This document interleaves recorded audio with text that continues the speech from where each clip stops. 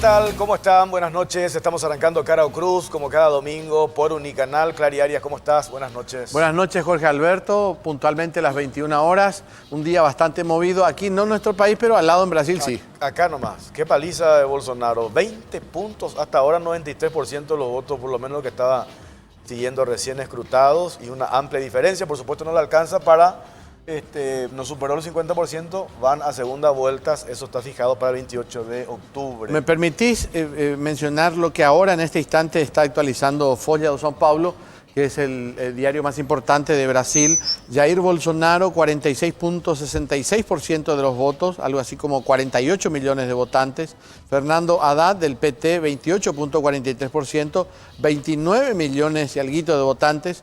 Ciro Gómez, del PDT, en el tercer lugar, en un lejano 12.52%, y Geraldo Alckmin del PSDB 4.82%. Con esto, efectivamente, al hombre que tenemos allí en pantalla, Jair Bolsonaro, va a liderar las preferencias para la segunda vuelta, que se hace ¿cuándo? El 28 de octubre, independientemente a los candidatos que hoy quedaron fuera del balotaje, igual, ahí Gómez está más cerca del candidato del PT, el otro, Alckmin, está más cerca de Bolsonaro, pero igual, si vos mirás el porcentaje que sacaron ambos, no le alcanza a... Si fuera matemáticas, no. Si fuera matemáticas, no. Pero claramente, ahí está, justamente los datos de Folha que acabamos de divulgar. Claramente, Jair Bolsonaro es el fenómeno en Brasil, ha obtenido la mayor cantidad de votos. Y vuelvo a insistir, muy cerca del 50%, pero también a nivel regional las derrotas del PT fueron catastróficas. Dilma Rousseff, que se candidataba para el Senado, quedó en cuarto lugar en su estado. Y para poner otro ejemplo, el hijo de Jair Bolsonaro, candidato para el Senado, arrasó por encima del 60% en su elección en el estadio Río de Janeiro. En general, la jornada electoral en el vecino país fue tranquila, en general, pero sí se notó cierto ausentismo, convengamos, por la clase política altamente desprestigiada en el vecino país, por lo que ya sabemos, todos los escándalos que ha salpicado no solamente a la izquierda, también a otros candidatos, pero lo que se resalta de estos comicios en el vecino país es la tranquilidad en que se dieron estas elecciones y la contundencia de la diferencia. Prácticamente estos números que estamos viendo acá serían 20 puntos aproximadamente la diferencia entre un candidato y otro. Y los datos de un gigante mundial como es Brasil. 102.790.000 votantes se acercaron a las urnas hoy. Esto es un número tremendo. Habilitados para votar, 147 millones habilitados para votar. Imagínate el nivel también de participación, pero de todos modos, todo lo que mueve Brasil en el día de hoy, acá también, por supuesto, los que están en nuestro país, pese a la lluvia, intensa jornada de lluvia que tuvimos hoy, fueron hasta la embajada para sufragar, para depositar su voto.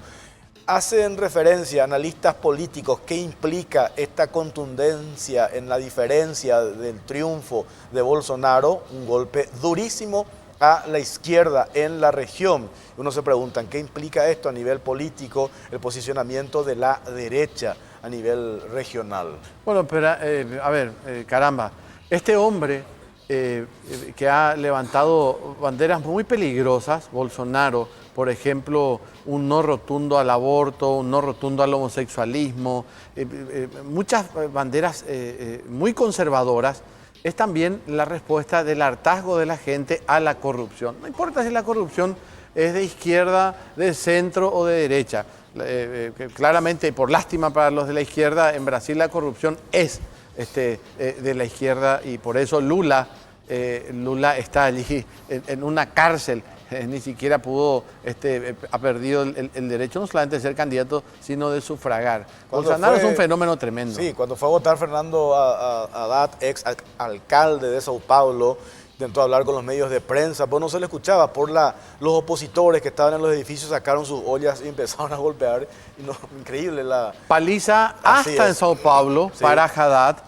Uno creería que iba a sacar un mejor resultado por ser su tierra, efectivamente claro, fue alcalde de São Paulo, pero allí la paliza fue tremenda también. Clary, estamos en comunicación con el analista político Mario Paz Castay para hacer un análisis en relación a esto que ocurre en el Brasil, esta diferencia contundente de Bolsonaro, el candidato de la derecha. Doctor Mario Paz Castaing, ¿cómo le va? Buenas noches. Muy buenas noches, Jorge y Claria Arias. Un placer compartir con ustedes este espacio en Unicanal.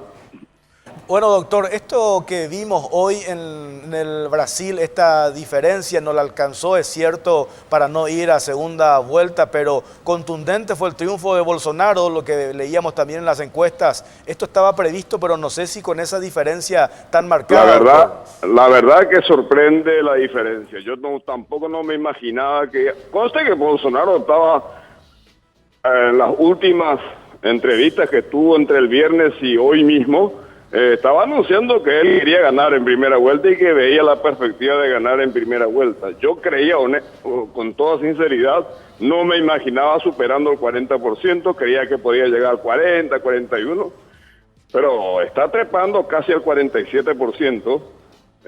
Ahora el último dato escrutado da 46,66 y un 28,43 para Haddad, lo cual significa, en términos concretos, el hartazgo de una sociedad tremendamente castigada por una corrupción terrible que es y sigue siendo transversal a toda la política brasileña, a toda la dirigencia política, la principal dirigencia política brasileña, y especialmente al PT, que cae con fracasos ruidosos y tremendos como por ejemplo, la no elección de Dilma Rousseff como senadora por Minas Gerais, que es su lugar de origen. Ella nació en la lucha política de ahí y hoy no pudo ganar la banca en el Senado por la cual estaba compitiendo.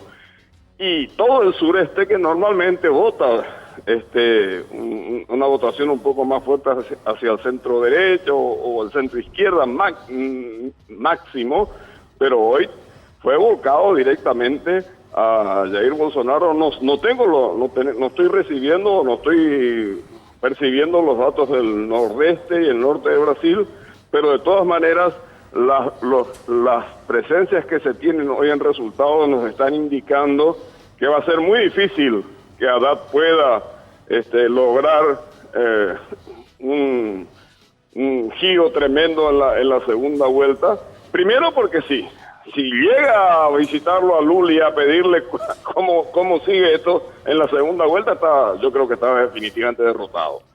Y si lo hace y no lo hace, mejor dicho, y busca el apoyo del centro de Brasil, yo no creo que todavía le dé, porque si miramos las cifras que ustedes mismos están poniendo ahora en exhibición, tendríamos una elección muy ajustada.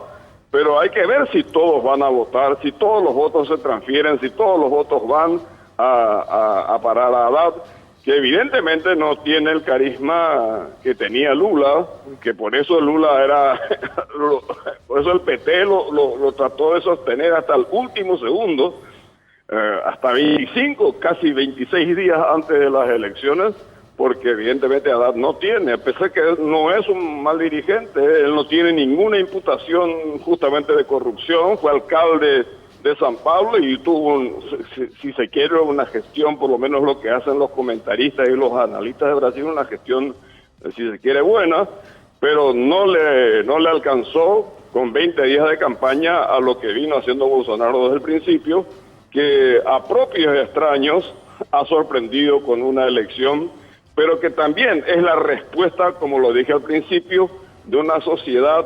desencantada, que no cree más en esta dirigencia política que ha sido rebasada transversalmente por la corrupción y otros flagelos que evidentemente ojalá no sea un caso como sucedió en Venezuela, porque Chávez emergió así en Venezuela, ante el desencanto y el descrédito de los partidos políticos tradicionales.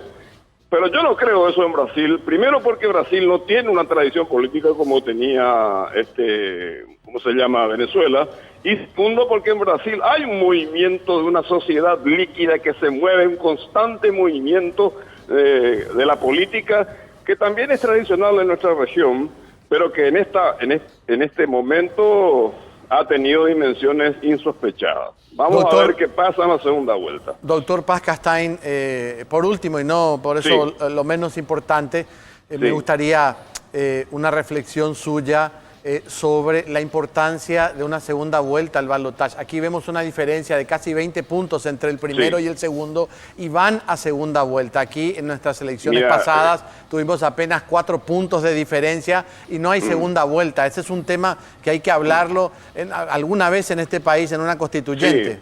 Claro, claro, eso sí también. Y tenemos que ver, por eso el sistema argentino no es malo, porque fíjate que con más de 40% y 10 puntos de diferencia en Argentina ya este señor hubiera sido presidente de la República. Es así.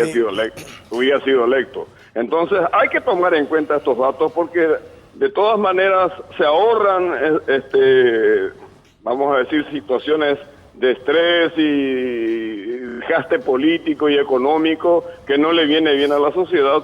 Y hay que ver el mejor mecanismo que pueda resultar aplicable. Lo que sí tengo como experiencia recogida de esta elección es la limpieza, la rapidez, el control electoral del voto electrónico. El voto electrónico nos puso en 2 horas 147 millones de electores a la lista y a la prueba de que se puede hacer un sistema que tiene, por supuesto, vulnerabilidades. Yo no digo que no pueda ser sometido a fraude, pero acá está la comprobación de que se puede hacer muy bien. Doctor Mario Paz Castaing, le agradecemos este contacto, su tiempo, muy amable. Buenas noches. Muchísimas gracias. Hasta luego. Hasta luego, analista político. Un último detalle de las elecciones de Brasil. En su región, Dilma queda en 4º lugar, no accede a la banca del Senado, y en el estado de Paraná, frontera a nuestro país, gana un diputado que es hijo de un conocidísimo conductor de televisión, que es Rachiño. Este es Rachiño Jr. el que gana la gobernación del estado de Paraná. Rachiño, de hecho, tiene propiedades aquí en nuestro país y este es su hijo también. Y es gobernador electo sin segunda vuelta en el estado de Paraná. Bueno, cambiamos de tema, vamos a los temas de esta noche, Clary, nos metemos ya, vamos en el primer bloque a tocar qué es lo que está pasando en Petropar, todas estas denuncias, se habla de escándalos negociados, independientemente a eso, posiciones encontradas, los operadores con el sello Petropar, del otro lado que dicen los emblemas privados. Le saludamos a Claudia Aguilera, nuestra compañera. ¿Cómo estás, Claudia? Buenas noches. ¿Qué tal, Jorge? Un saludo también a Clary y, por supuesto, a todas las personas que nos acompañan en esta transmisión de Cara o Cruz. Y recordamos, por supuesto, que también estamos con la primera del dial, Radio 1650 AM. Vamos a hablar de Petropar, no solamente de la suba de los precios de sus combustibles, sino también acerca de algunas acciones de su presidenta, Patricia Zamudio, acciones que podrían revelar un aparente negociado dentro del ente. A continuación, los detalles.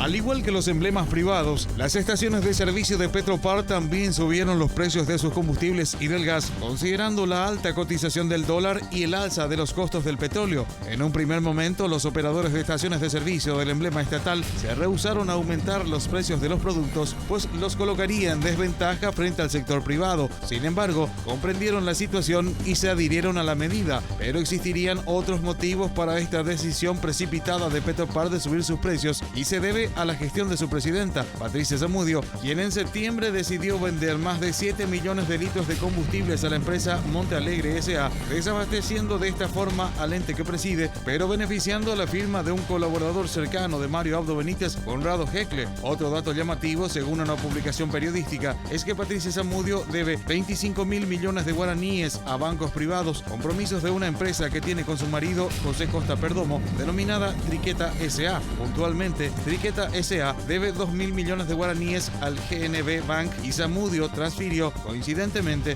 20.000 millones de guaraníes de Petropar a este banco privado, pese a la disposición legal que determina que los fondos públicos deben ser depositados en el Banco Nacional de Fomento. Si bien desde Petropar sostienen que sus emblemas ofrecen una diferencia ventajosa de entre 100 y 150 guaraníes frente a los privados, estas cifras pudieron ser mucho más beneficiosas.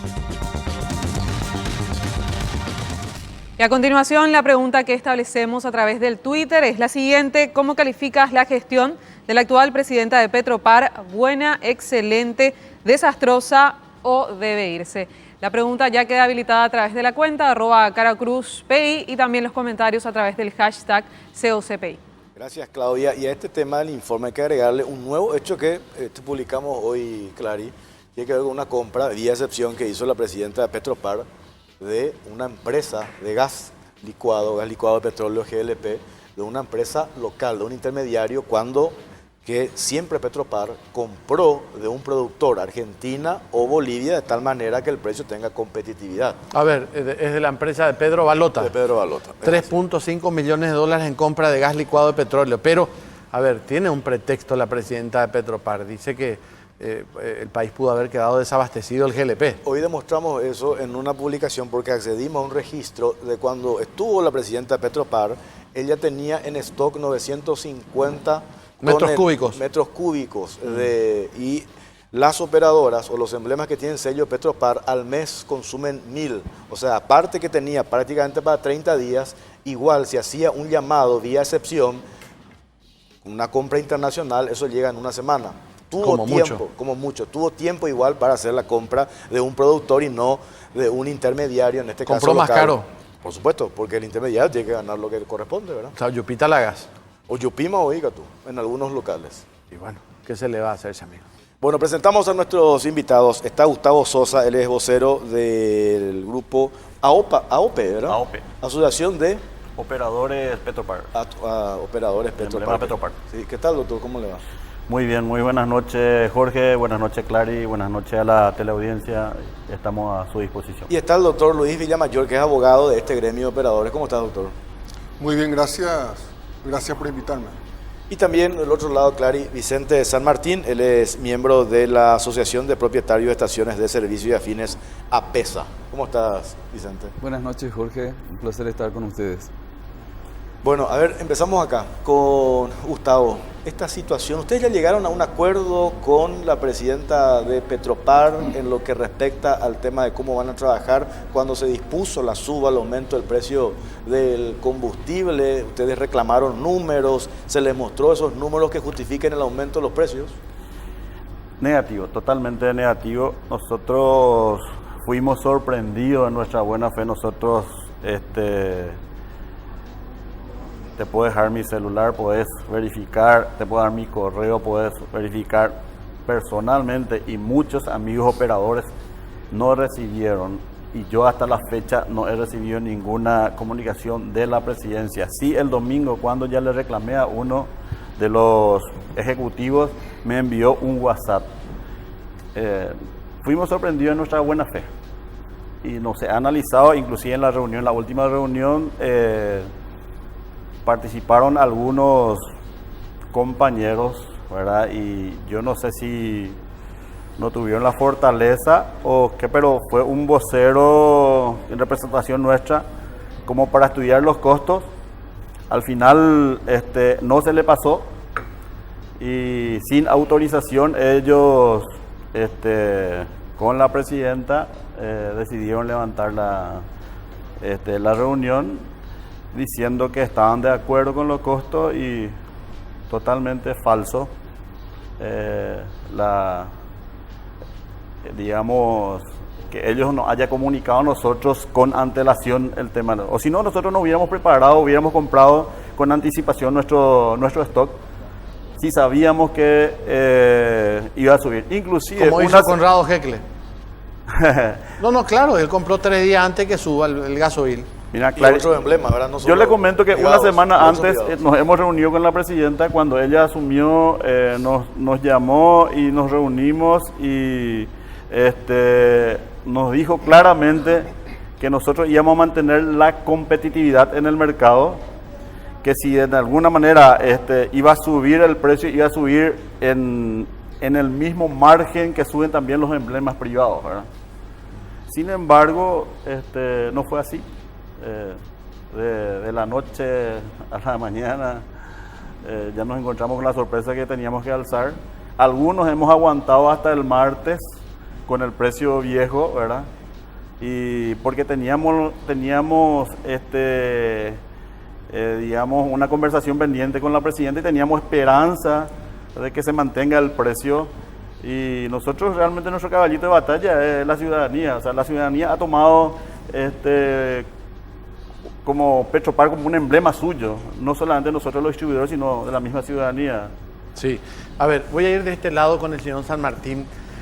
Hacer negocios con el Estado, señor San Martín, siempre tiene este riesgo. A veces los proveedores se quejan de demoras en los pagos que hace el Estado, que es el gran comprador de Paraguay, pero desde el gobierno anterior el Estado también se metió en las ligas de la distribución final del combustible.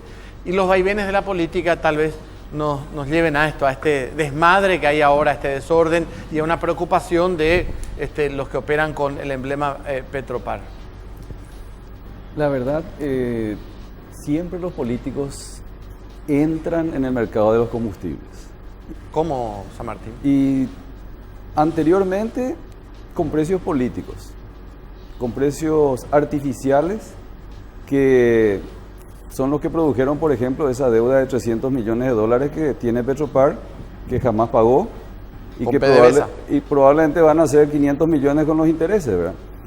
Eso es injerencia política. O sea, en realidad desde nuestro gremio lo que siempre hemos querido es que se transparenten los costos reales, y hace mucho que estamos pidiendo a las autoridades reglas claras y comprensibles para la ciudadanía.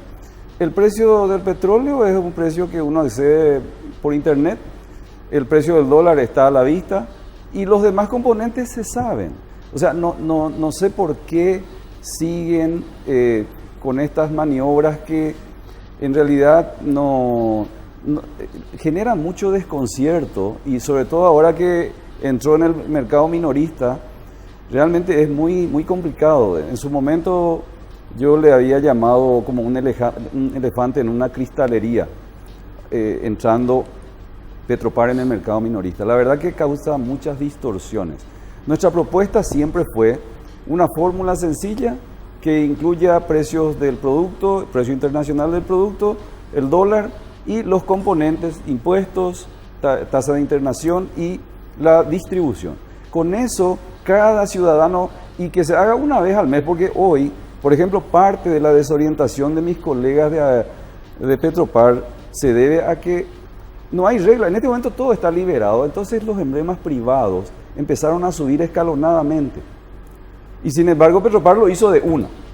Pero esa es toda la diferencia. Al final, todos tuvieron que subir a lo que había que subir. Solamente que en este momento cada uno hace, mi stock ya me aprieta, tengo que levantar. Y no hay ninguna regla, el ciudadano está bastante desorientado también, digamos, por eso, ¿verdad? Entonces, desde APESA querríamos una fórmula que cada mes se revise y que definitivamente para cada ciudadano esté claro por qué baja o por qué sube. Sobre todo ahora es un motivo de preocupación porque estamos en una crisis del petróleo. Y siempre es preocupante cuando los políticos no quieren asumir o erróneamente le quieren hacer culpar, digamos, a la conducción política sobre una cosa que no tiene por qué ser política. Es una cuestión económica estrictamente. A ver, doctor Villamayor, acá está este representante de este gremio que operan con el emblema Petropar. Este sector privado hizo una inversión de un mínimo 100 millones de dólares para trabajar, para tener el sello Petropar. En total, las 150 estaciones de servicio. En este caso, tenían que tener ellos una motivación para invertir con Petropar, o lo contrario, hacían con otros emblemas, ¿verdad? ¿Y cuál es esa motivación? Calidad y precio. Sin embargo, hoy, el tema precio, creo que así como dice el señor Vicente San Martín, hoy no hay reglas claras en relación a ese tema.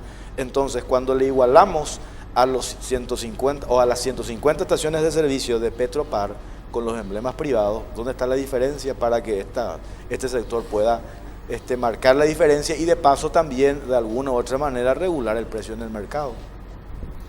Bueno, en realidad aquí la cosa es mucho más simple de la que se pinta.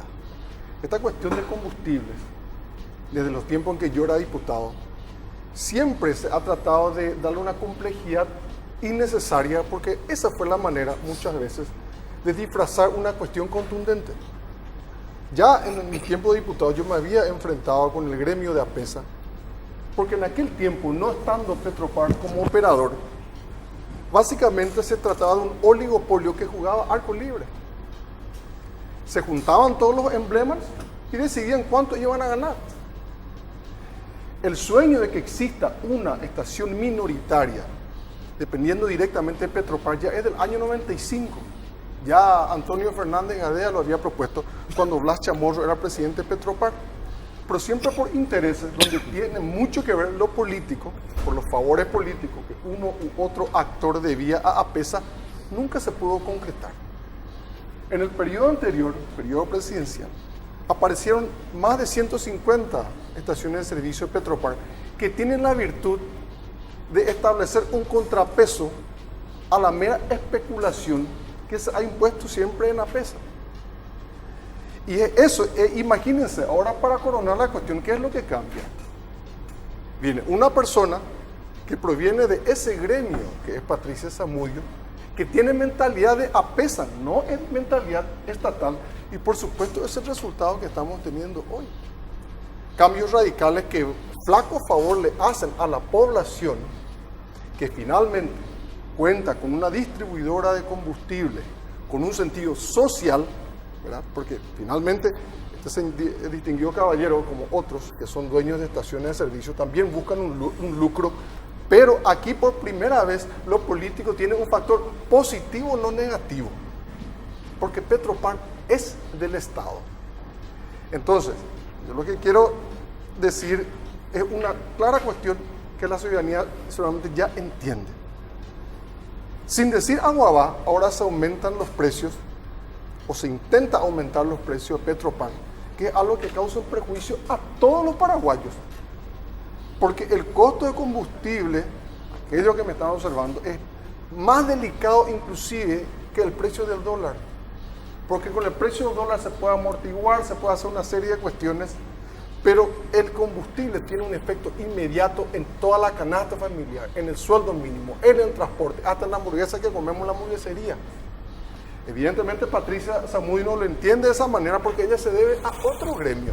Y no lo digo yo, es cuestión de revisar un poco lo que ya está a la vista. Ella y su marido tienen una empresa que se dedicaba atrás y se sigue dedicando a la intermediación de combustible. Entonces ahí está el origen de todos los males. Entonces podemos, como dice el distinguido colega, buscar una extremadamente compleja ecuación económica en la cual siempre, si se hace bien, APESA tiene la de perder, porque Petropar no tiene el costo extremadamente alto de la publicidad y la promoción de sus productos, porque la calidad y los usuarios de Petropar van promoviéndose en boca. Entonces siempre Petropar va a estar en una situación desde este punto de vista un poquito más ventajosa porque Petropar no gasta en publicidad. Doctor Villamayor, quédate un ratito allí porque le mencionaste varias veces a APESA.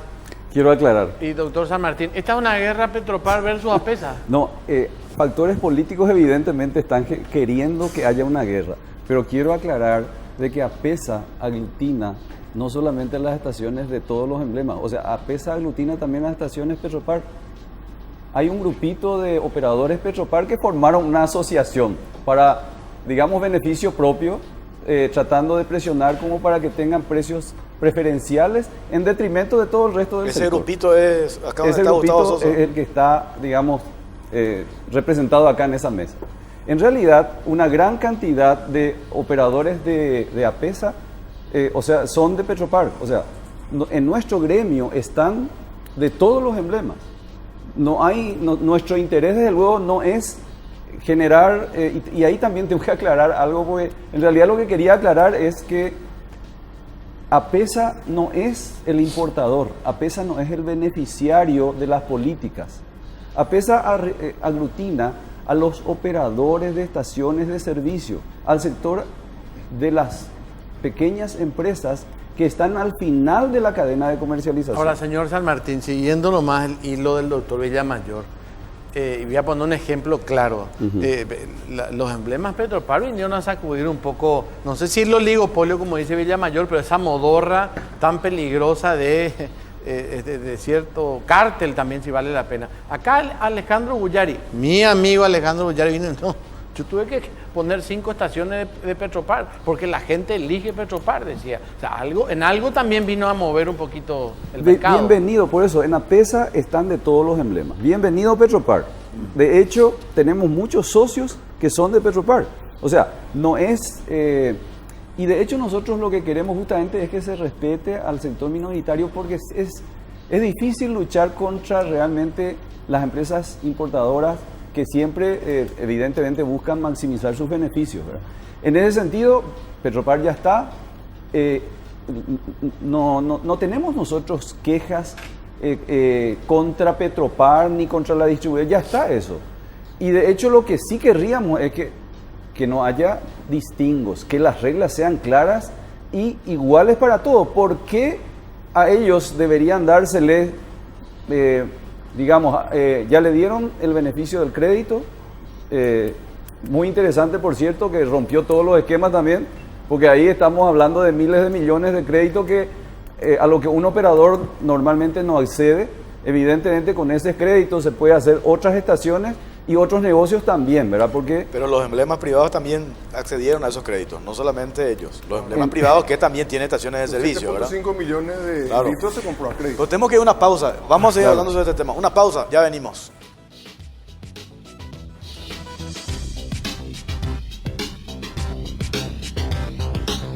Las redes sociales se dividen entre la gente que aparece ultra maquillada, posando de más y llena de filtros, y la gente que se muestra espléndida siendo ella misma.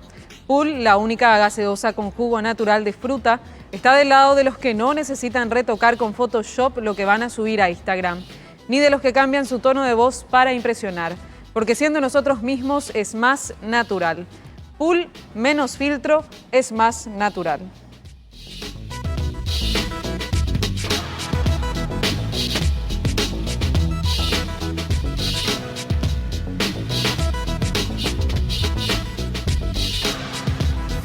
Seguimos en Caro Cruz y ya vamos a actualizar los primeros datos acerca de nuestra encuesta habilitada a través del Twitter. ¿Cómo calificás la gestión de la actual presidenta de Petropar? En un 65% la gente dijo que debe irse, en un 21% dijo que es desastrosa esta gestión, luego en un 10% calificaron de buena y solo un 4% de excelente. Así que se impone que debe irse Patricia Zamudio. Bueno, gracias Claudia. Yo voy a partir de esa pregunta entonces con el señor San Martín, vicepresidente de la PESA, que es la Asociación de Propietarios de Estaciones de Servicios Afines. Claro que 50 días de gestión al frente de Petropar no puede ser una gestión lapidaria, pero puede mostrar algunas señales. Lo que se siente en el ambiente es que la doctora Zamudio está pagando favores, señor San Martín. Ella misma viene del gremio. Y no sé si ustedes van a ser los beneficiarios, ¿verdad? Pero... No, yo creo que en realidad a nosotros nos dio mucha esperanza que haya una profesional del sector de combustible. ¿Les dio o les sigue dando esperanza? No, ¿por qué no? Yo no conozco a profundidad. Yo creo que cualquier funcionario público debe rendir cuentas de sus actos, sí, y especialmente del cuidado que tiene en el manejo del dinero público. En ese sentido... más vale que se aclaren todas las dudas que haya sobre su gestión, y si hay algún delito, pues que se le impute como debe ser. Ahora, desde el punto de vista de la objetividad y sobre todo tratando justamente de que no haya una manipulación política indebida, es que por lo menos a mí me parece que es importante que haya un profesional que conoce el manejo y que, digamos, que le dé la eficiencia de vida a un ente que es de todos los paraguayos. O sea, nosotros no tenemos nada en contra de Petropar, al contrario. Petropar es parte de parte esencial, y yo diría, sobre todo en estas épocas de turbulencia, es garantía para toda la ciudadanía tener un ente estatal que tenga la capacidad de Petropar. Acá lo que hay que decir también, siguiendo esa línea, Clary, de tu pregunta, que desde el mismo gobierno y de la presidenta de Petropar defina, o está a favor de los emblemas privados, a favor de la gente.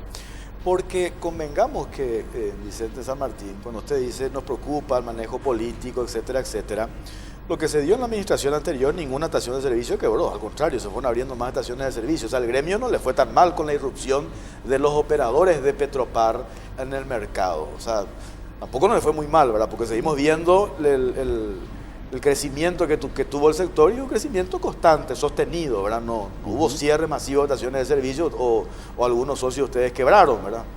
En realidad, estaciones pequeñas quebraron. O sea, más de 100 estaciones pequeñas quebraron. Pero se siguen abriendo. Y en realidad hay, seguramente pocas veces habrán visto estaciones de servicio cerradas. Hoy pueden ver estaciones de servicio cerradas. Las pequeñas no aguantaron la competencia. Sobre todo por toda la manija que se le dio también a Petropar, pero son decisiones que en su momento se hicieron y hoy son parte de nuestra realidad. O sea, en ese sentido, lo único que hay que sacar esa guerra entre el sector público y privado porque no tiene sentido. Lo que hay que tratar es que las reglas sean iguales para todos nomás. Eso es todo. ¿Qué dicen ustedes, doctor Sosa? Realmente, en primer lugar, quiero decirle que somos 70 operadores los que estamos disconformes, no un grupito como él dice. En segundo lugar, ellos están acostumbrados a manejar los precios a su antojo. Desde el momento que entró Petropar en competición como regulador del mercado, porque entra a regular con los precios. Un regulador del mercado indirecto, no directo, pero indirecto. Y él acusa que hay un factor político. De hecho, Petropar debe de cuidar los bolsillos de la ciudadanía y como objetivo parte del gobierno tiene que tener un efecto político en la actuación. O sea, ¿qué significa política? Servir a la ciudadanía. Entonces, un ente público no puede compararse con un ente privado que su fin primordial es el lucro por el lucro. Y nosotros hemos apostado porque hemos visto que la ciudadanía se puso la camiseta de lo nacional. Entonces, vamos hoy día, y le comento más, el diario ABC hace cuántos años que viene diciendo consuma lo nacional, lo nuestro, ¿verdad? Entonces, hay un efecto político muy importante, muy gravitante en el sentido de que la ciudadanía ha apostado por el combustible Petropar. Por eso es que nosotros, y muchos no somos como la gente de APESA, somos novatos en este negocio, pero hemos apostado en nuestra inversión por Petropar, ¿verdad? Y acá habla de deudas. Esa deuda ya viene de los 300 millones de dólares, ya viene de hace, creo que 10 años atrás. No es de ahora. Nosotros hace 2 años nomás que crecimos.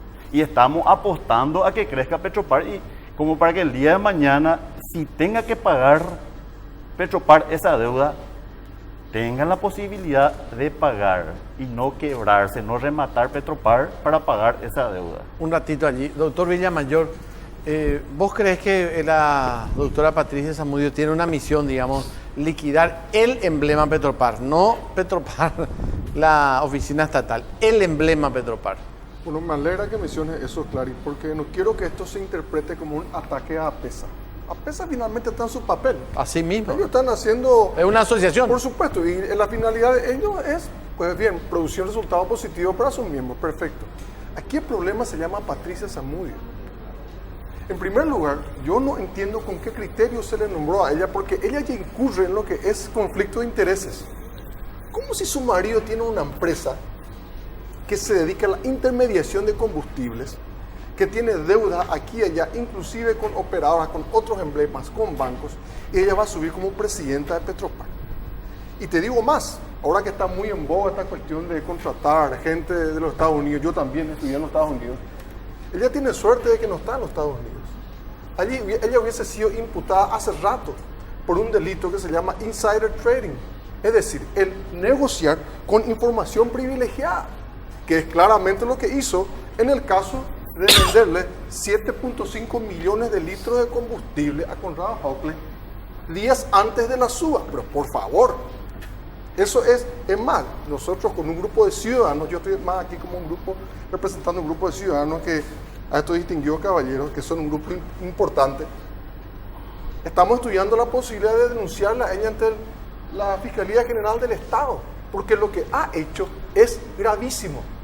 Y estoy seguro que se puede configurar también dentro de lo que se considera lesión de confianza. Doctor, no quiero interrumpirte vanamente, pero me gustaría, San Martín, hablar de ese caso que menciona Villamayor. La venta de un combustible que 3 días antes todos sabíamos de que iba a subir, ella le vende a un grupo también intermediador que es Montalegre, creo que se llama, ¿verdad? La empresa ¿Eso pasó en el pasado? ¿Es normal? Ella tenía la obligación de venderle al que aparecía ahí. Esa parte hay que entender. Mientras no suba el precio, ella está obligada a vender a quien se presente a comprar. Pero 3 días antes de Clary, es importante, un ratito, sí, sobre el punto. ¿Cómo es que ustedes sabían y nosotros nos reuníamos constantemente con la presidenta desde que asumió y nos avisó, o sea, nos dijo que nos iba a avisar mucho antes que suba? Y que posiblemente nosotros íbamos a subir los precios más tarde que a PESA por la cantidad de stock que teníamos.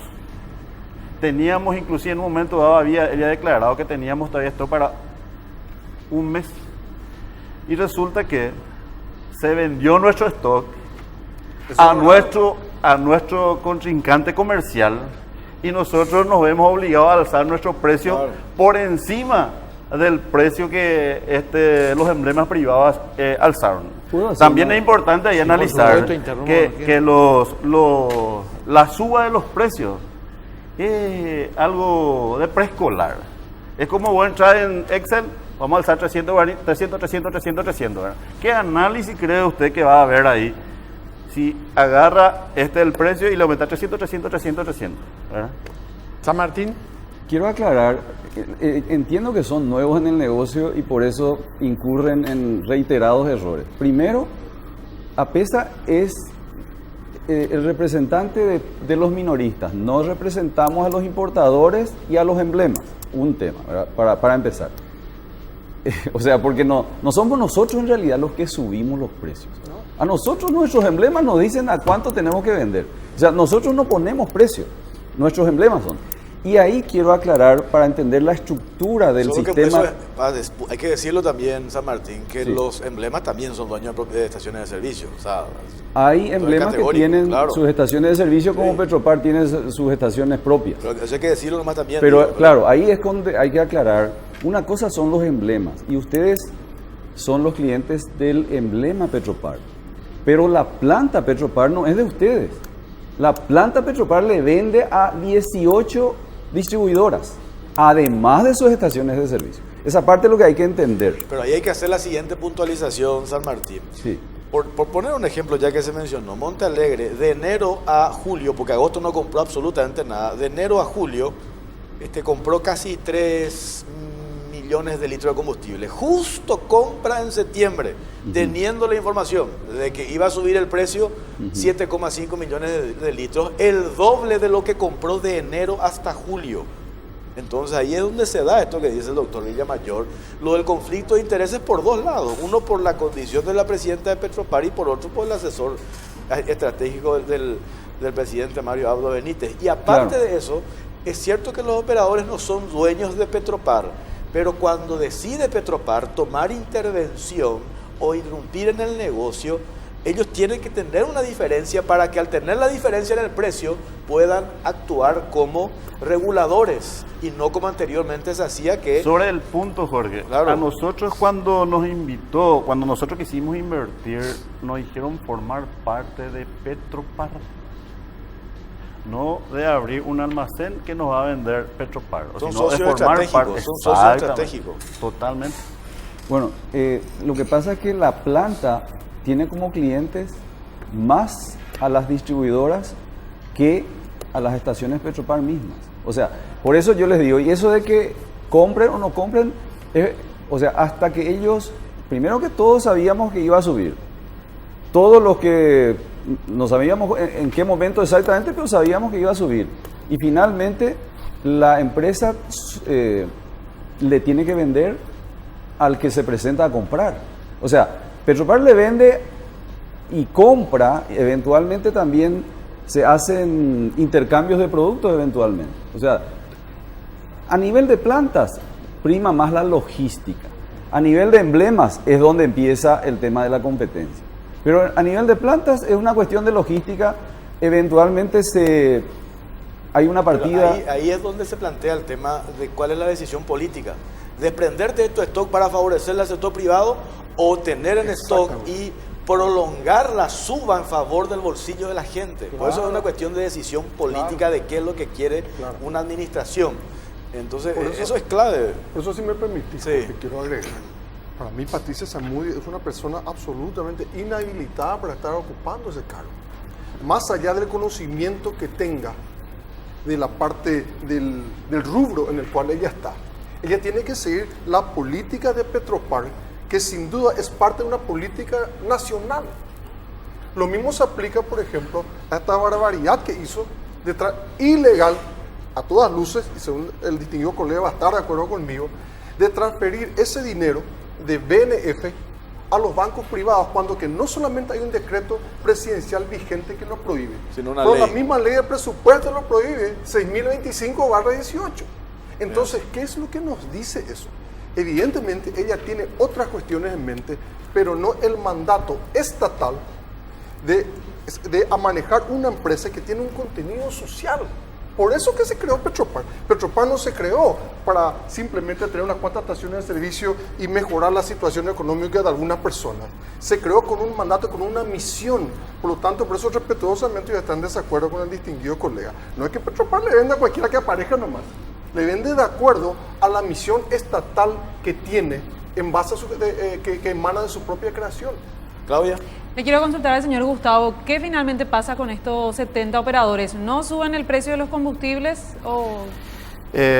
Como le dije, somos novatos en este tema. Nosotros hemos invertido más del $1.000.000 prácticamente por cada estación y no podemos, nuestro margen no nos da como para mantener el precio anterior. Suben también, se suman. Ya hemos alzado, desde el martes hemos alzado, no tenemos otra, pero tenemos la esperanza de que esto se pueda revertir, tenemos la esperanza de que el presidente Mario Abdo Benítez apueste por la gente, por la necesidad del pueblo y no por la necesidad de los empresarios. Porque acá es, como creo que dijo Clary, acá el combustible es un factor determinante en la economía. Claro. Bueno, nos tenemos que ir. Don Vicente, gracias por su tiempo. Algo cortito que quiera cerrar.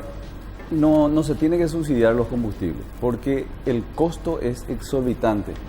Esos 300 guaraníes de descuento, si Petropar no lo subía, iba a costar 2.500 millones de guaraníes por día de pérdida, por los volúmenes que se comercializan. ¿Y quién va a pagar eso? El pueblo. Por eso es que eso es lo que quiero dejar como mensaje finalmente. Los precios de los combustibles no deben ser subsidiados. Acá no hubo ningún Jorge, subsidio. sobre el punto, Petropar en combustibles aditivados tiene margen superior que al diésel común, que a la nafta común.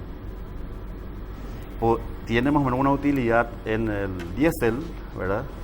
Como aproximadamente 1.000 guaraníes. Podía dejar de ganar esos 1.000 guaraníes, ganar 500 y mantener los 8. Sí. Y no iba a estar perdiendo. Nos tenemos que ir. Gracias, señores. Muy amable. Vamos a la pausa. Excelente. Ya venimos.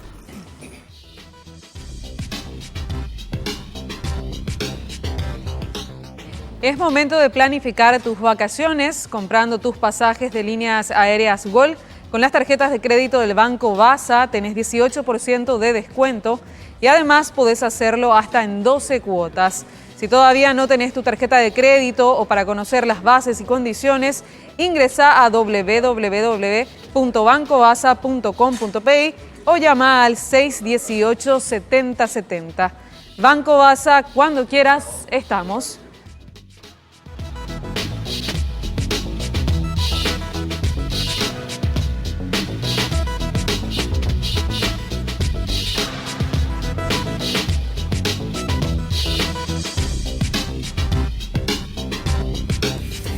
Seguimos en Carao Cruz y ya vamos a hacer el cierre de la primera encuesta de la noche sobre el tema que estábamos debatiendo, la situación de Petropar. La consulta, reiteramos, ¿cómo calificás la gestión de la actual presidenta de Petropar? En un 67% la gente dijo que debe irse, en un 20% dijo que la gestión es desastrosa, en un 9% la calificó de buena y solo en un 4% de excelente. Casi Ahora 600 sí, votos. se tiene que ir según la gente. Sí, casi 588 para ser más preciso. Cantidad de gente que votó, 588, sí, gente que participó con nuestra encuesta. Así que 67% debe irse, dice la gente. Ahora sí, ya pasamos al segundo tema de la noche. Tenemos que hablar acerca del servicio militar obligatorio y esta intención del ministro de Defensa, Bernardino Soto Estigarribia, de reglamentar este servicio y establecer multas para quienes no hagan el servicio y también para quienes no gestionen el carnet de objetor de conciencia. Pero a continuación los detalles.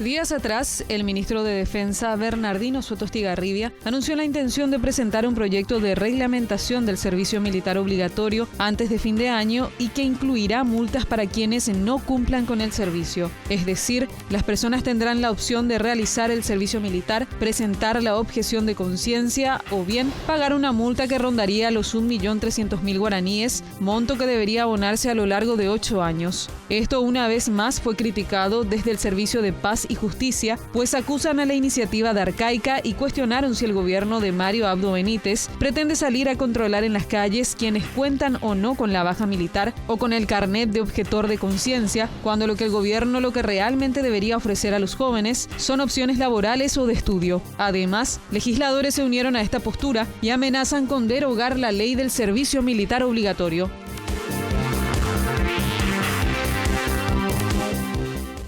La pregunta que hacemos a través del Twitter, @CaraoCruzPI, es: ¿estás de acuerdo con el cobro de multas a quienes no hicieron el servicio militar obligatorio o la objeción de conciencia? ¿Sí o no? Y los comentarios, por supuesto, a través del hashtag COCPI. Gracias, señora Claudia Aguilera. Los voy a presentar en líneas generales para no perder más tiempo. Está la señora Eva Jiménez, directora del Consejo Nacional de Objeción de Conciencia de la Defensoría del Pueblo, el general en situación de retiro Carlos Liceras y Vidal Acevedo, representante del Servicio Paz y Justicia Paraguay, SERPAC Paraguay. General Liceras, voy a arrancar con usted, por ser el mayor de la mesa. No lo de grado, sino el mayor en edad, digo. Vale. Afán recaudatorio para el general Soto Estigarribia, afán disciplinario para el presidente de la República. Yo creo que el servicio militar obligatorio es mucho más que eso, general Liceras. Creería yo que nuestra rica, lamentablemente rica historia de las Fuerzas Armadas, caramba, una guerra infausta en el siglo XIX, otra terrible en el siglo XX, es mucho más que eso las Fuerzas Armadas. Bueno, más que eso, comparto plenamente tu opinión y quiero agregar que la defensa nacional es una cuestión de toda la nación paraguaya. Nosotros no podemos estar poniendo en juego lo que significa la defensa nacional por otras cuestiones, ¿verdad? Muchas veces hasta por cuestiones muy simples se está dudando de que si un Estado tiene o no la necesidad de su defensa. Y más aún un Estado como el nuestro, que ya, como dijiste, tuvimos 2 guerras internacionales, el único país en la región que peleó contra todos sus vecinos por diversos motivos. Entonces, la defensa nacional es una necesidad. Ahora, ¿cómo se establece un sistema de defensa? Porque no siempre existió en el Paraguay el servicio militar obligatorio, ni siquiera en el mundo. Antes existían los mercenarios, recién en el siglo XIX se instalaron. En Chile en 1900 recién tuvo servicio militar obligatorio. México en 1946 y el Paraguay recién fue obligatorio con la Constitución del 40. A partir del 40, recién antes, inclusive para la guerra del Chaco, nosotros no tuvimos un servicio militar obligatorio como el que se conoce ahora. O sea que la duración del servicio militar obligatorio o la figura del servicio militar obligatorio no es una figura que tuvimos en todos nuestros años de vida como nación o como Estado. Con relación una aclaración nomás con relación a lo que manifestó el ministro de Defensa con relación a la palabra multa. En realidad que la ley 569 establece una tasa judicial, una tasa militar, ¿verdad? Porque esa tasa militar es una forma también de sostener ciertos gastos y también dar una especie de igualdad a los que prestan el servicio y a los que no prestan el servicio militar. Muchas veces estamos confundiendo lo que es el servicio militar obligatorio con la obligatoriedad de la inscripción de las personas que llegan a los 18 años. Realmente la obligatoriedad está en el enrolamiento que dice la ley. Se tienen que presentar todos los jóvenes de 18 años y lo que el Estado tiene para dar vacancias, que en este tiempo está presupuestada 5.000 vacancias, son los que se completan. Eso ocurre en Bolivia, ocurre en Argentina, ocurre en cualquier otro país, ¿verdad? Ahora la Argentina ya tiene derogado el servicio militar obligatorio, pero en Bolivia es obligatorio toda vez que no se completen las vacancias que el Estado establece. Pero la obligatoriedad está en la inscripción.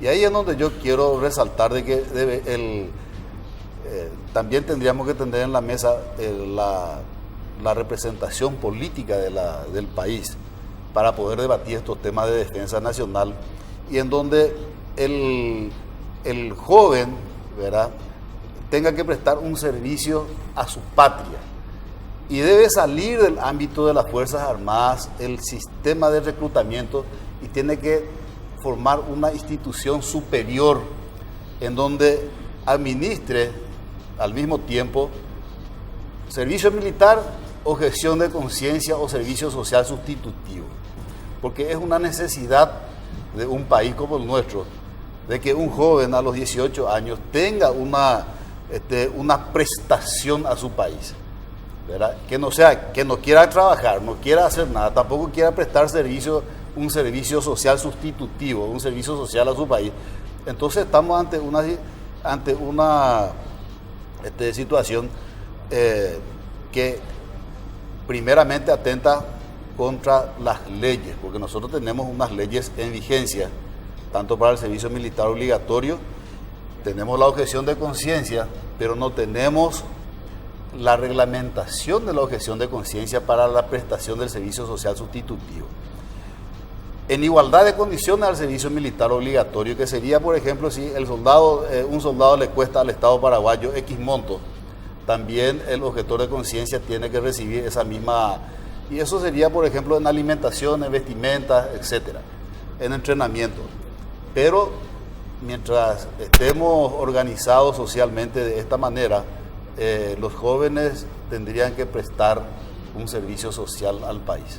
A ver, Vidal Acevedo, esta propuesta, a fin de mes creo que dijo el ministro Bernardino Soto Estigarribia, arrima el proyecto de ley, se habla de lo de la multa o la tasa militar, dos jornales mínimos, estamos hablando de 80.000 cada uno, 260 por 8 años, 1.300.000 guaraníes. ¿Qué pasa a la gente que de escasos recursos, por ejemplo, que le va a ser, yo supongo que hasta imposible poder pagar eso? Sí, antes que nada creo que fue bastante irresponsable el tema de sacar a reducir esta parte de la cobranza de la tasa, que en muchos casos se puede tomar como una multa, ¿verdad? No hay mecanismo de aplicación, no van a poder hacerlo. Tienen ellos una forma de cotejar quién es objetor de conciencia y quién no hizo el servicio militar obligatorio. Entonces es una gran irresponsabilidad, porque es también criminalizar la pobreza únicamente, porque en este país, ¿quiénes son los que hacen el servicio militar obligatorio? Es el hijo del pobre, el hijo del obrero el que hace el servicio militar obligatorio. Después hay mucha gente que hay que aclarar un poco que 52.000, casi 56.000 jóvenes, entre 58.000 jóvenes entran cada año como para cumplir con ese servicio militar que está establecido en la Constitución Nacional, así como es rango constitucional el derecho a la objeción de conciencia y está regulado por la Ley 4013/10. Entonces, no es mentira que no está reglamentado el servicio social civil y no es mentira que el joven no quiera hacer el servicio social civil. El problema está en la Ley 4013, que tiene varios errores constitucionales. Entonces, si se hace bien, creo que va a haber muchísima gente joven de 18 años que va a ir gustoso a hacer el servicio social civil, pero no en forma obligatoria y no en forma por decirlo, en forma mal hecha, porque esta ley 4013 está mal hecha y hay cosas que nosotros cuestionamos con la ley 4013. Entonces, Vidal, es un despropósito el tema de la multa. Perdón que te interrumpa, sí. para ir sobre el punto nomás. Mencionaste que la ley 4013 tiene detalles inconstitucionales. ¿Cuáles son? Sí, la ley 4013 en uno de sus articulados conforma al Consejo Nacional de Objeción de Conciencia, sí, que tiene que estar compuesto por el defensor del pueblo, quien preside, un representante de la Cámara de Diputados, sí, un representante de la Comisión de Senadores, un representante del Ministerio de Defensa y un objetor electo por sorteo, 5 personas. El defensor del pueblo preside y este Consejo Nacional de Objeción de Conciencia es el que tiene que validar la objeción de conciencia. No se puede validar algo que en la Constitución Nacional dice quienes declaren su objeción de conciencia. Con la sola declaración del joven objetor, el Estado ya le tiene que asumir como tal. No hace falta estar indagando si su condición de objetor es válida o no, porque el artículo 24 de nuestra Constitución Nacional dice claramente: nadie puede ser molestado o indagado a causa de su creencia y su ideología. Entonces este Consejo va contra el artículo 24 de la Constitución Nacional. Y hay otros artículos también que rayan el Constitucional, como por ejemplo en una parte que establecen multas también a los jóvenes que no quieran hacer el servicio social civil, ¿verdad? Directora, ¿cuántos hoy ustedes ahí en la Defensoría de este Consejo tienen registrados objetores de conciencia? Buenas noches, gracias por la invitación. Actualmente tenemos cerca de 30.000 jóvenes que están inscritos desde la vigencia de la ley 4013/10. ¿30.000? Sí. ¿Y cómo hoy es la gente se arrima? ¿Ustedes hacen una campaña para contar dónde tienen que acercarse los que se quieren declarar objetores de conciencia? Ahora mermó eso, anteriormente se daba más. ¿Cómo funciona? Bueno, la Defensoría del Pueblo tiene una oficina de la Dirección General de Objeción de Conciencia en donde los jóvenes se acercan y solicitan ser declarados objetores de conciencia con unos requisitos básicos: la solicitud de declaración de objeción es gratuita, con una fotocopia de cédula y 2 fotos tipo carnet. Con eso ellos llenan un formulario y solicitan ser declarados objetores de conciencia. ¿Y van con algún carnet así a cuesta o no? La ley dice que se les tiene que proveer una constancia. Esa constancia es provisoria y se les concede en modo carnet. Ahora, espera, Jorge, ¿me permite? Vicente, ¿en qué parte de la ley? O sea, que estoy revisando por lo que me dijiste.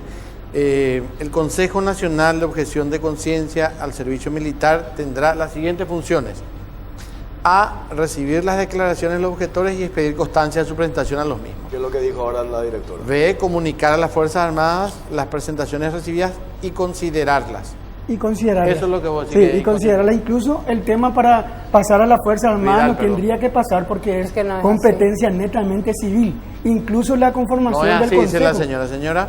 Sí, pero es una cuestión de punto de vista, ¿verdad? Y sobre todo la conformación del Consejo también está mal porque ahí es una cuestión netamente civil. ¿Y qué hace ahí un representante del Ministerio de Defensa? Incluso es el viceministro de Defensa el que está componiendo ese Consejo. En primer lugar, el Consejo Nacional no rechaza ninguna solicitud de objeción de conciencia. Todas se aceptan. Todas se aceptan. En primer lugar, yo creo que eso es una interpretación diferente, para no decir equivocada, ¿verdad? A nadie se le indaga su ideología, ni ética ni religiosa, a nadie se le pregunta por qué profesa una religión. La ley simplemente dice que el joven que solicita ser declarado objetor de conciencia declara si es por razón ética o por razón religiosa. ¿Por qué? Porque si es por una cuestión religiosa, por los principios que profesa su religión, no desea recibir instrucción militar. Ahora, General Liceras... Es simplemente eso. No te entiendo. General Liceras y Vidal. acá hay una cuestión de fondo que usted mencionó, general, la defensa nacional. Vidal, yo sé que, digamos, en el CERPAC, no sé si están en contra de la defensa nacional. No, para nada. Nosotros tenemos puntos de vista diferentes, nomás claro. El tema es, si nosotros necesitamos ver el tema de la defensa, todos tenemos que estar a cargo de la defensa. Ahora, ¿cómo lo asumimos y cómo llevamos adelante una defensa? ¿Verdad? El tema pasa por una seguridad militarizada como la que tenemos ahora. Tenemos una seguridad militarizada que nos responde a los nuevos tiempos. Sin embargo, nosotros decimos desde el CERPAC y del enfoque de la perspectiva de los derechos humanos que tiene que estar basada en la seguridad humana, en donde tienen que estar satisfechos todos los derechos de la gente, ¿verdad? El derecho a la educación, el derecho a la salud, que la gente tenga casa, que tenga un salario digno y un montón de cosas más que hasta ahora muchísima gente no lo tiene. Pero esto es más básico, Vidal. Yo lo que quiero referirme a lo que decía el general Lichera y le cedo la palabra, la defensa nacional. Porque hablamos ya en el pasado, si vos crees que no hay una hipótesis de guerra, de conflicto con los vecinos, entonces no estamos en el mismo bando, Vidal. Porque yo te digo una cosa, o sea, si así pensamos en el siglo XIX, en el XX así también pensamos, y mirá lo que nos pasó. Yo digo, ¿cómo por ejemplo va a ser jóvenes que están en edad de hacer el servicio militar obligatorio? 40.000, ¿cuánto? Y pico. 50.000 por año. 50.000 por año. ¿Y cuánto está en condiciones de absorber las Fuerzas Armadas? 4.067 tiene ahora. Anteriormente en los 90 tenía de 10.000 a 15.000, ¿verdad? Y ahora tienen para 4.067 presupuestado. Ahora, lo que nosotros decimos es que en el tema del servicio militar obligatorio, imagínate si son 52.000 y se presentan 4.000. Algo ahí no es más agradable, no es más, no sé, no le agrada más al joven estar pasando por una institución en donde... Pero tiene que pasar, pues, Vidal, por Dios. Pero ¿por qué tiene que pasar? Porque tenemos que aprender a defendernos. Sí, pero ¿cómo tenemos que defendernos? Pero del posible enemigo, Dios no lo permita. Eso es una suposición. Pero esa es una suposición, una hipótesis, claro, eso es claro, ¿verdad? Obvio. Sí, obvio. Claro, la hipótesis de conflicto está siempre, ¿verdad?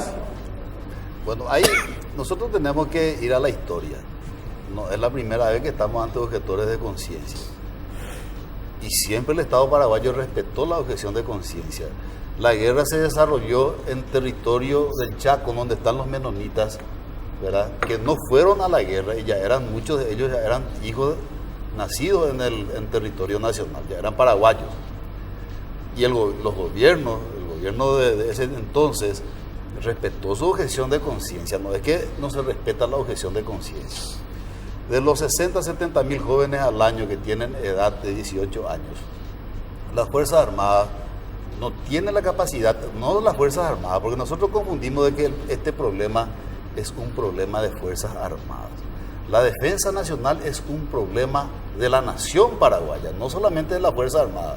La Fuerza Armada hace solamente la parte técnica, vamos a decir, de la defensa, pero tiene que existir una conciencia de la defensa nacional. Y la Fuerza Armada no solamente, en cuestiones de defensa, no solamente uno va al frente para graficar, sino también están los apoyos logísticos, está la sanidad, ¿verdad? Los jóvenes pueden entrenarse en los hospitales, los jóvenes pueden entrenarse en otras. Lo que yo siempre digo, ¿por qué existe un grupo de jóvenes sin ser objetores y sin prestar servicio militar obligatorio que no quieren hacer nada, ¿verdad? No quieren prestar un servicio a su país? ¿Cuál es el problema para prestar un servicio a un país en donde uno nace y tiene electricidad, tiene agua, tiene ruta, tiene todo? Por supuesto que ese Estado, y si vivimos en sociedad, tiene también el derecho de exigir en un momento dado una prestación, ya sea en las Fuerzas Armadas o en un servicio social sustitutivo.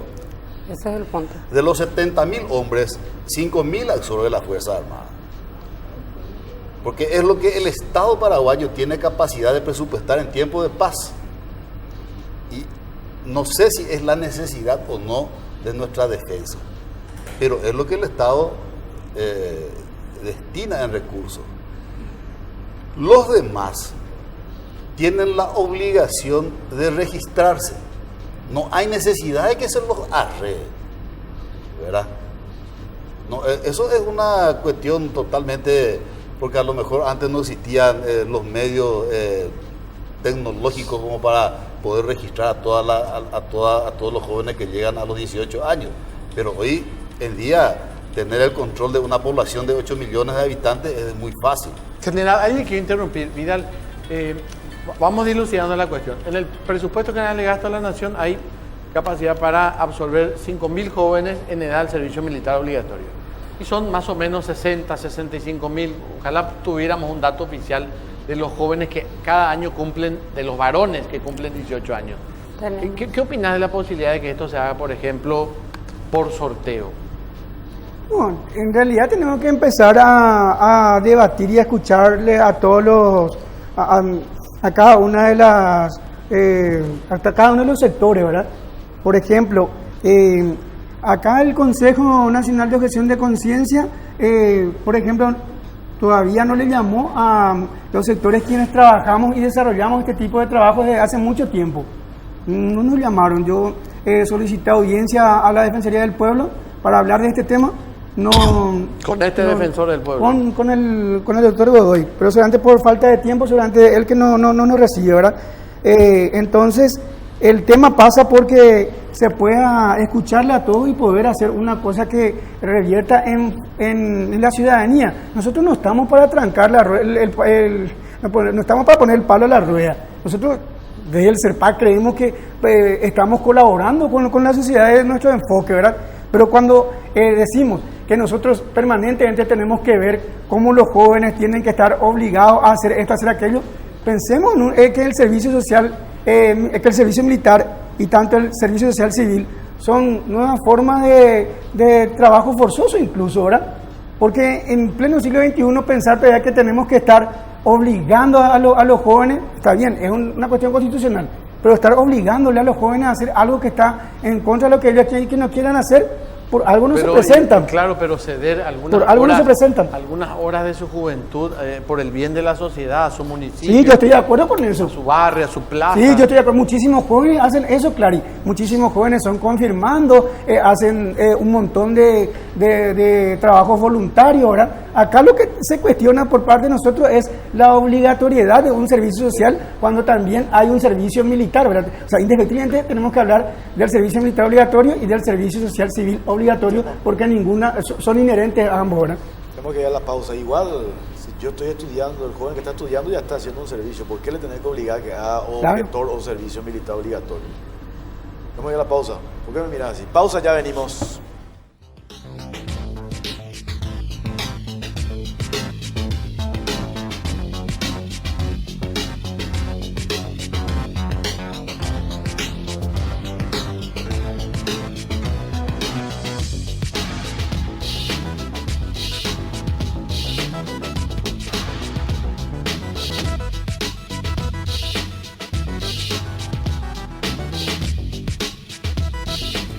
Continuamos en Carao Cruz y ya vamos a mostrar los primeros números acerca de este polémico tema.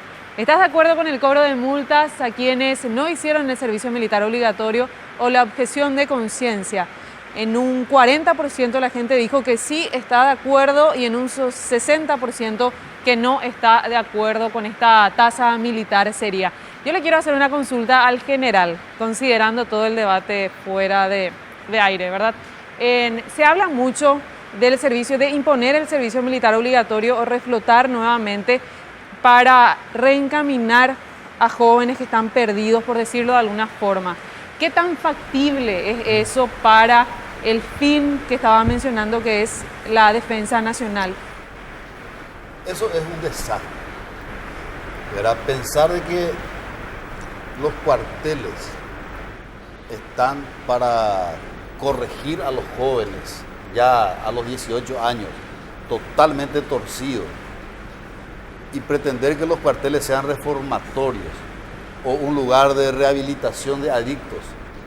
Eso es como un padre o el Estado mismo va a enviar a los jóvenes a un lugar a entrenarse para algo que hasta sagrado como es la defensa de la patria, y va a enviar para que se le rehabilite o se le discipline. ¿Verdad? Nosotros en las Fuerzas Armadas necesitamos jóvenes disciplinados, porque es una institución que realmente es una de las más riesgosas entre todas las profesiones. ¿Y cómo uno va a llevar y va a darle armamento a una persona que no está bien mentalmente, psíquicamente? Las Fuerzas Armadas no está para eso. Y ustedes se imaginan, háganse la película de que nosotros podríamos en nuestras Fuerzas Armadas estar entrenando a delincuentes, el que ya tiene una psiquis formada o una forma, y se utilizan los cuarteles como una manera de entrenarse en el uso de las armas. Entonces, hasta eso tiene que cuidar las Fuerzas Armadas, de que no entre cualquier persona que tenga una tendencia ya anterior, ¿verdad?, en su juventud. Y pero que, acá Clary dice que los vagos tienen que ir al servicio militar. No. Yo no sé si los vagos, pero si es un vago y está indisciplinado, yo creo que... Yo tengo mucha experiencia en enseñar a soldados. Y para nosotros era lo peor que podíamos tener, era gente que venían al cuartel y que eran indisciplinados, ¿verdad? Como le decía el mariscal Francisco Solano López a Bernardino Caballero,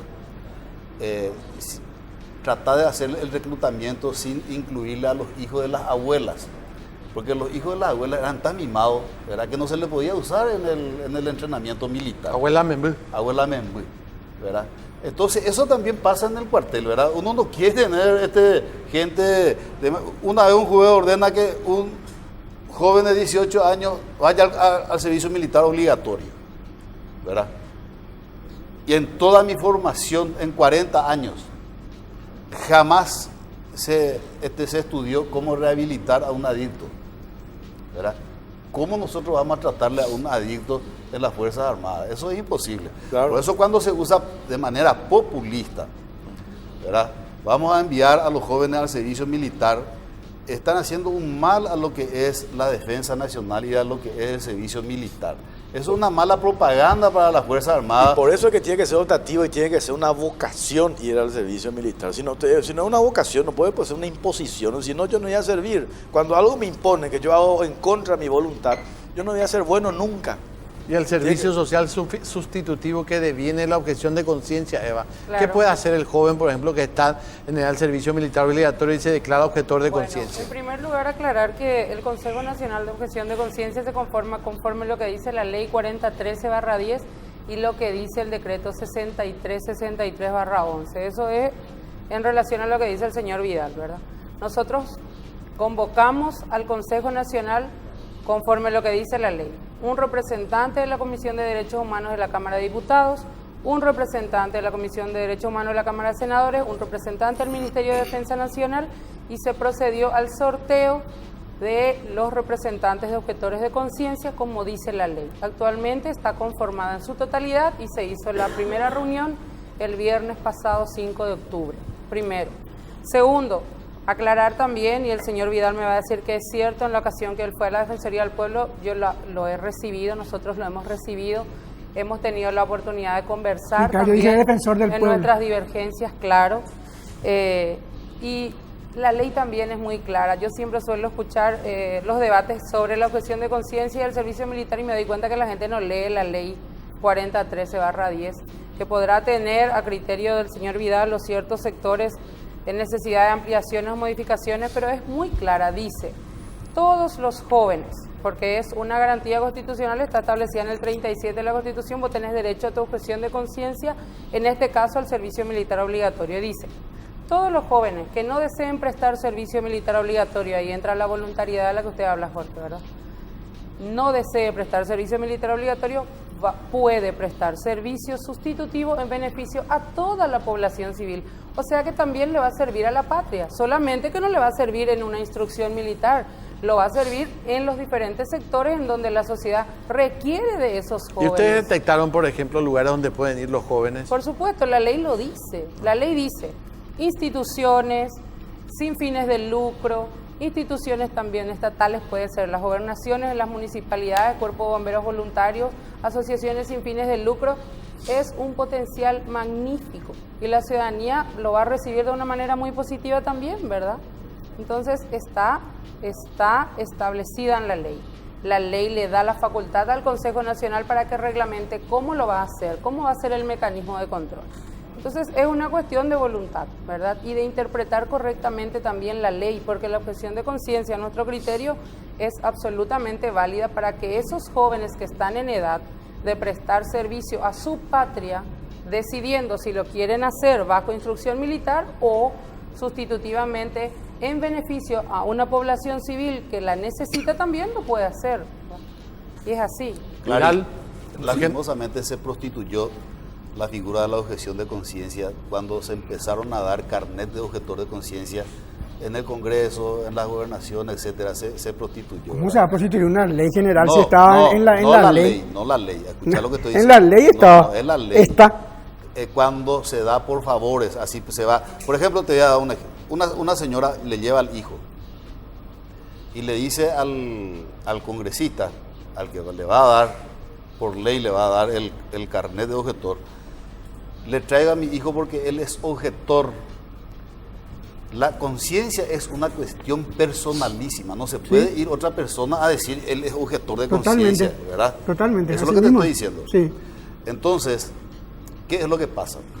Cuando otra gente dice, no hagan el servicio militar obligatorio porque eso es feo, ustedes tienen que ser objetor, están incitando al incumplimiento de una ley. ¿Por qué una persona, él mismo nomás no se conforma con ser objetor, se va a declarar su objeción, que es personal, ¿verdad? Y no empieza a tratar de destruir las instituciones republicanas, porque la ley no hacen los militares, esa ley o la Constitución Nacional hicieron los representantes de la nación paraguaya y creyeron conveniente que la defensa nacional sea una necesidad, ¿verdad?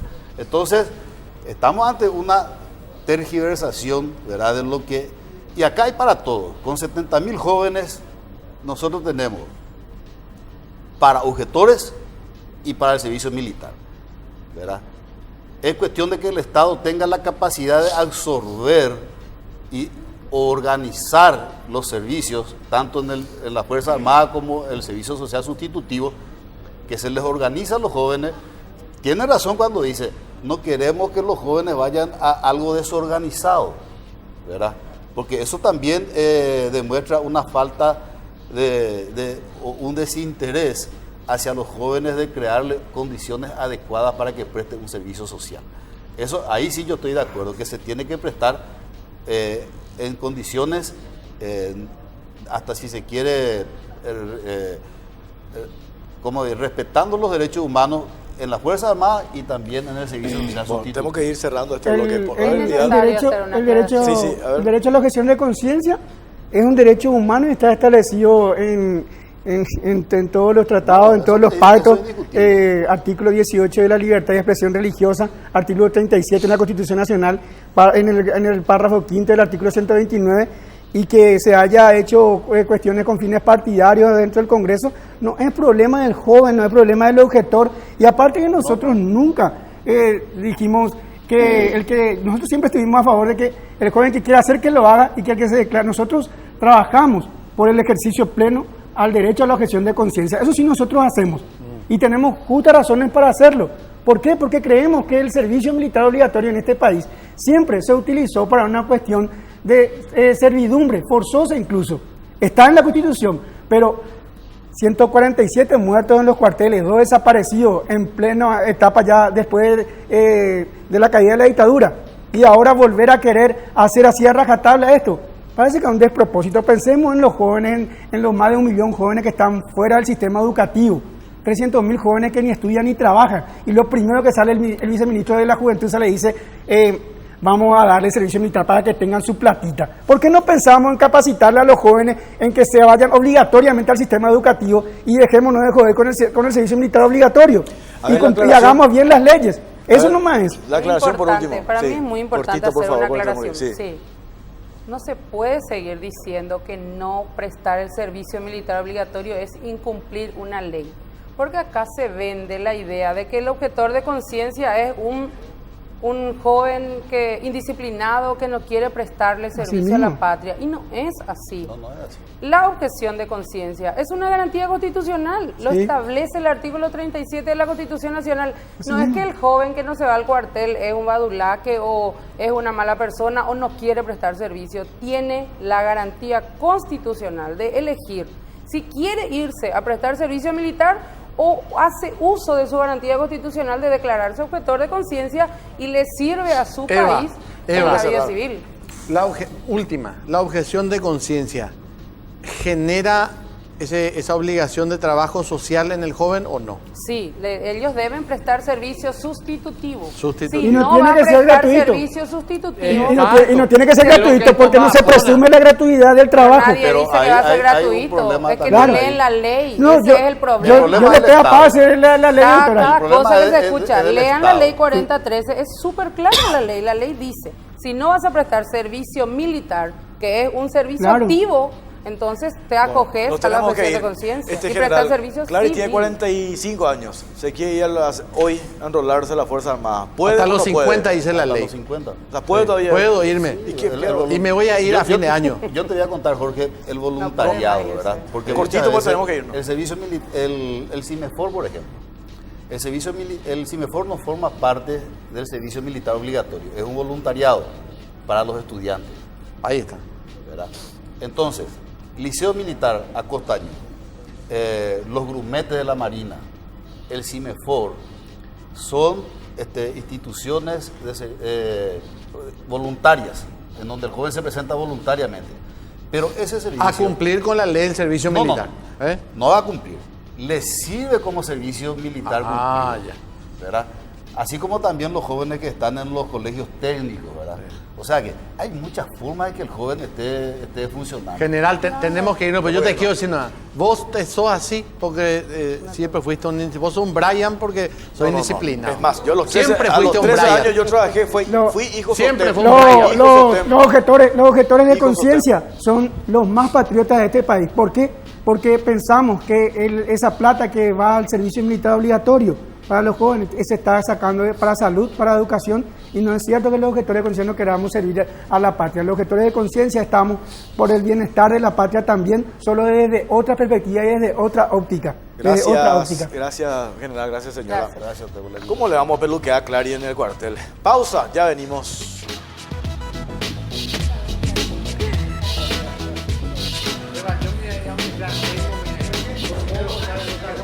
Es momento de planificar tus vacaciones comprando tus pasajes de líneas aéreas Gol. Con las tarjetas de crédito del Banco Basa tenés 18% de descuento. Y además podés hacerlo hasta en 12 cuotas. Si todavía no tenés tu tarjeta de crédito o para conocer las bases y condiciones, ingresá a www.bancobasa.com.pi o llama al 618-7070. Banco Basa, cuando quieras, estamos.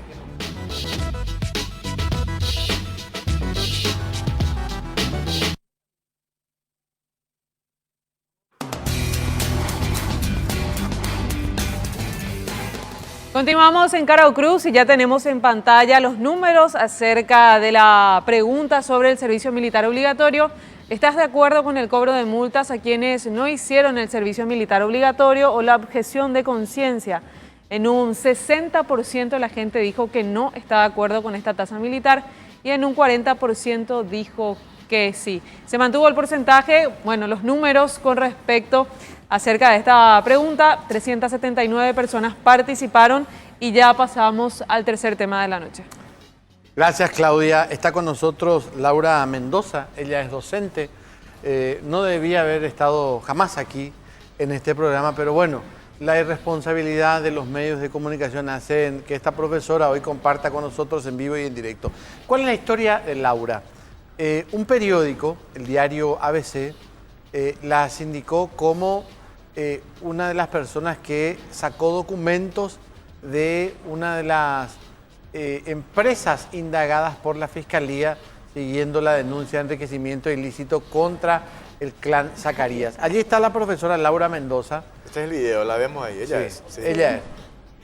Esto ocurría frente a la constructora Itapema de propiedad de la familia Zacarías. De la familia Zacarías y otros asociados, ¿no? Sí. Por supuesto que el diario ABC mencionó estas imágenes, asociando estas imágenes al retiro furtivo de documentos que podrían tal vez indiciar en delitos al senador Zacarías Irún. Y mencionaban que estaban bajando documentos, biblioratos de la oficina que estaban, independientemente a las otras valoraciones que pueda hacer la Fiscalía, si existe o no hecho punible enriquecimiento ilícito. Pero en este caso en particular que estamos viendo ahora, en este video, en donde hacían referencia a que esta docente que está acá con nosotros estaba involucrada, inclusive creo que fue requerida ella por la Fiscalía, ¿verdad? Sí. Pero yo creería que estuvo en el momento equivocado, claro, a la hora equivocada y en la semana equivocada. Profesora Laura Mendoza, ¿qué es lo que estaba haciendo allí en estas imágenes que vemos? Sí, buenas noches a toda tu audiencia, Clary. Y justamente estábamos viniendo a una feria científica realizada en el Asunción Escalada, del 1 al 5 de octubre. Y nosotros habíamos viajado el martes. Habían 4 alumnos que vinieron conmigo y 2 alumnos más que habían venido por su cuenta con otro tutor, solo que el tutor tuvo que retirarse ese martes, ¿verdad? Y el miércoles ellos, como estaban un poquito alejados del lugar de la feria, entonces tuvieron un pequeño inconveniente y necesitaban, ¿verdad?, ubicarse en otro lugar. Nosotros estábamos alojados en la Federación de Educadores del Paraguay, pero ellos no podían ubicarse ahí por el pequeño inconveniente que hubo también esa noche. Entonces tuve que buscarles un lugar y justamente es un familiar mío la que vive en esa zona de Mariscal Estigarribia, es una comadre mía y le tuve que pedir a ella el alojamiento para estos chicos. Y la casa de tu comadre está a 2 casas de la oficina esta de Zacarías Irún. Sí, así mismo. Y vos, profesora, le llevaste a estos alumnos en ese momento hasta la casa, por eso esto que se ve que estabas bajando, ¿qué son? Sí, justamente son pertenencia de los alumnos, son sus maletas, sus banners y todo lo que utilizamos para las ferias. Sus bártulos, como decimos. Todo. Ahora, profesora, cuando usted ve las imágenes en los medios de comunicación y en específico en el diario ABC y creo que en el canal que tiene ese medio de comunicación, ¿qué pensó usted? Porque, caramba. La verdad que yo me sorprendí muchísimo porque me vi por enterada por la red social, justamente que dije que, bueno, pero esto es mi vehículo. Después de observar el video, mucho más comprobé y bueno, no es justo, ¿verdad?, que a uno le involucren así gratuitamente y además que hemos sufrido trastornos a causa de eso, el día de la premiación justamente, que fue ese viernes a la noche. Fue la premiación y ahí me llamaron, inclusive otra vez lo de la Fiscalía, o sea, mi comadre es la que me llamó y me dijo, acá están los de la Fiscalía y necesitamos que vengas porque tu vehículo aparece en el circuito.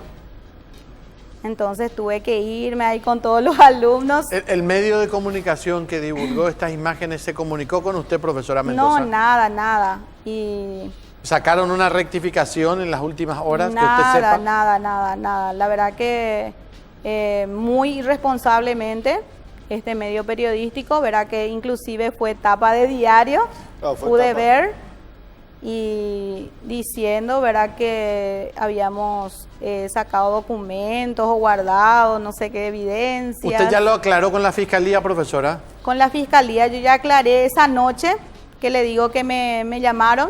Y entonces ahí frente a la casa de esta señora, que es mi comadre, estuvieron la agente fiscal y ahí con todos los alumnos, ahí tuvimos que aclarar todo ese tema. Pero espero que no me llamen, no me involucren más en el tema, justamente fue lo que les había dicho. ¿Hoy ustedes quedaron ya desvinculados de esta investigación o están todavía a las Y la resultas verdad del caso. que yo no sé exactamente porque la fiscala me había dicho que me iban a avisar cualquier cosa.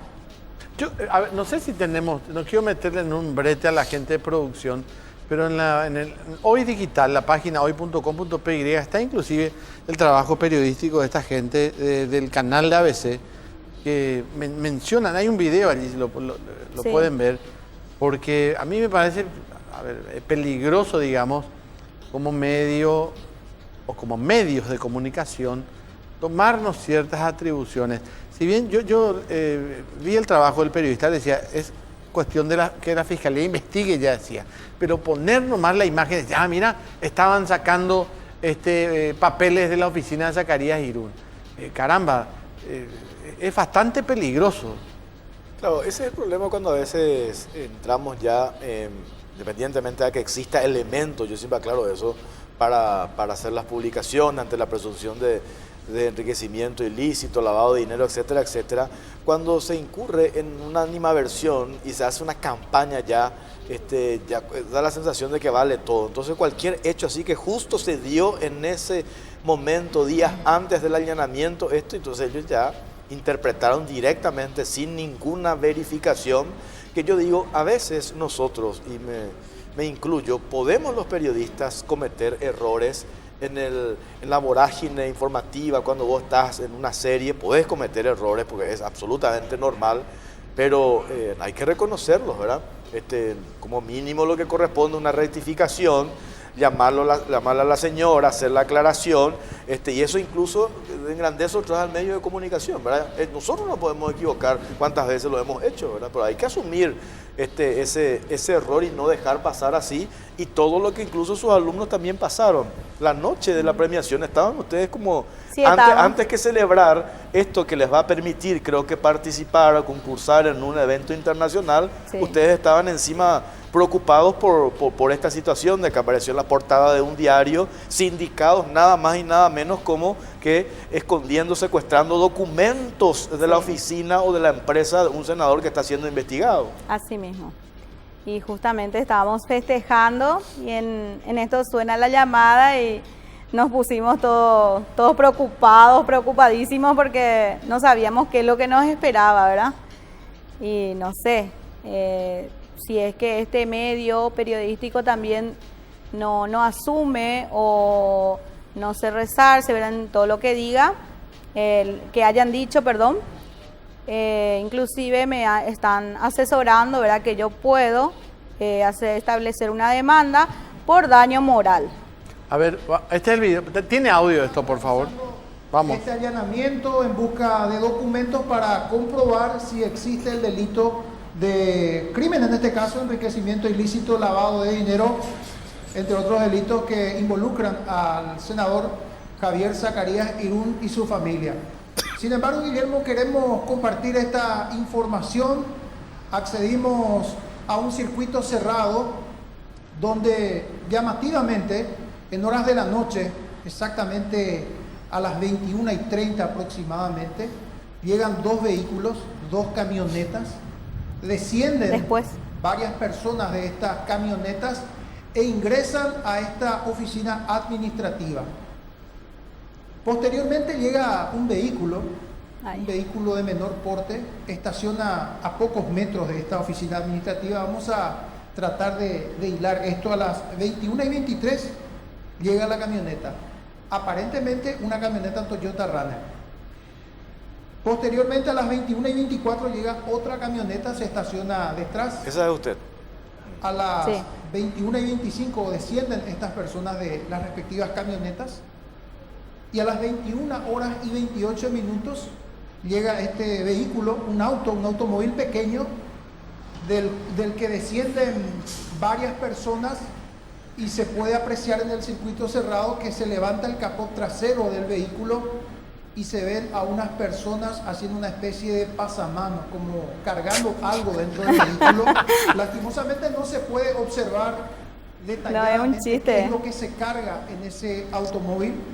A las 21:30 aproximadamente se empieza a cargar, y a las 21:35 suben a este vehículo y se retiran.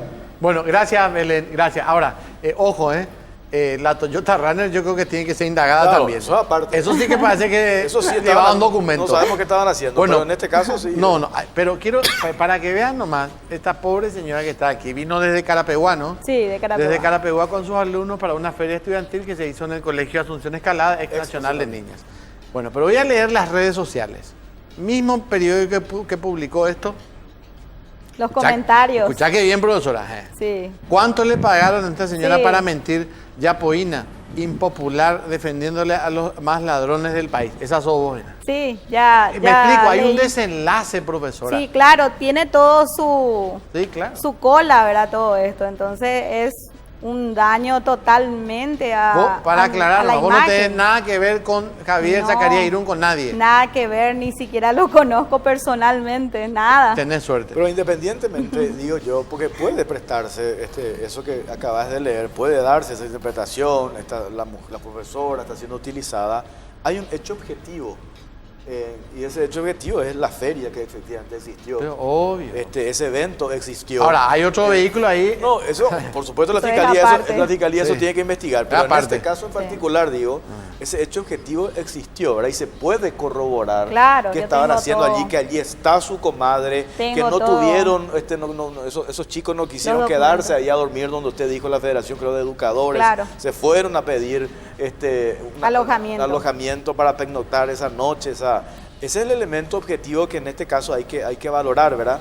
Lo que yo les recomiendo, profesor, ustedes tienen que ir al diario y yo estoy seguro que allí Claro que le van a atender. Le van a atender y van a hacer esa rectificación, es lo que corresponde, ¿verdad? Así Y como ojalá usted- que ellos se acerquen, porque yo quiero que termine ya esto acá. Claro, pues así también como usted vino acá, digo yo, Sí. mañana, si está todavía por acá, pues acá nomás en la calle Yegros, usted debe ir a ese medio y pedir y hacer esta aclaración que usted está haciendo acá.